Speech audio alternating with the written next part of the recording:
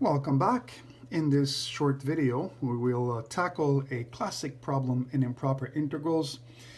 We'll be looking for the value of p, for which the integral from 1 to infinity over x to the p dx, for what value of p will this integral converge? Since the upper bound is infinity, well, we know we're dealing with a case 1 improper integral, so it's easy to rewrite the integral where the upper bound infinity is replaced with w, and we stick a limit as w goes to infinity in front of the integral.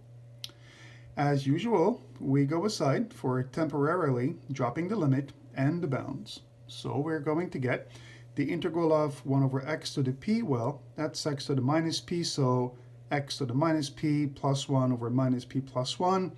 We still forego the plus c because we know that the bounds are soon to come. So I just want to mention very briefly here that if p is equal to 1, the expression is undefined because the denominator is 0. We're going to leave it for now. We're going to come back on that special case later on in the problem. So we have the integral. Let's bring back the limit. Let's bring back the bounds. So limit as w goes to infinity of 1 over w, 1 over x to the p dx is the integral we got. The answer, limit as w goes to infinity, w to 1 if p is not equal to 1. So what do we get from this? Well, we can take out the 1 over minus p plus 1 and just basically focus on plugging in the upper bound and plugging in the lower bound. And we soon realize that the convergence of this integral will really depend on that term. What happens to w to the minus p plus 1 when w goes to infinity? So basically, we'll consider two cases. We'll consider the case where p is less than 1, and then the case where p is larger than 1. So what happens if p is less than 1? Well then, w to the minus p plus 1. Imagine p is less than 1. Imagine, like, for example, p is, I don't know, 1/2. Minus 1/2 plus 1 will be 1/2. It'll be a positive number. And that's true for every value of p that is less than 1. It will follow that the limit as w goes to infinity of this expression will actually be infinity to a positive power. And then that means that the answer will be infinity and the integral will diverge.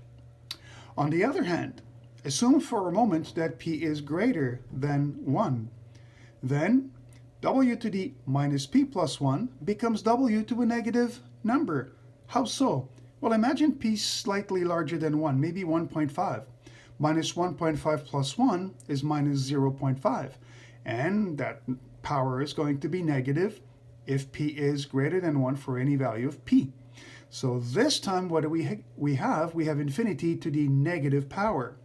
Bring this down, you got 1 over infinity to a positive power, and 1 over infinity is 0, and now the integral converges. So back to the special case when p is actually equal to 1.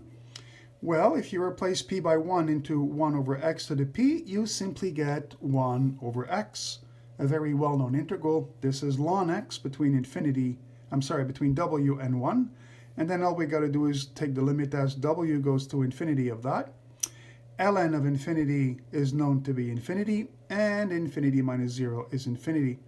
Hence, if p is equal to 1, the integral will diverge. So the simple conclusion to this short problem, short but interesting, is that if p is less than or equal to 1, then the integral will diverge. On the other hand, if the p value is greater than 1, strictly greater than 1, then that integral, 1 over x to the p dx between 1 and infinity, will converge. This concludes our problem. See you soon.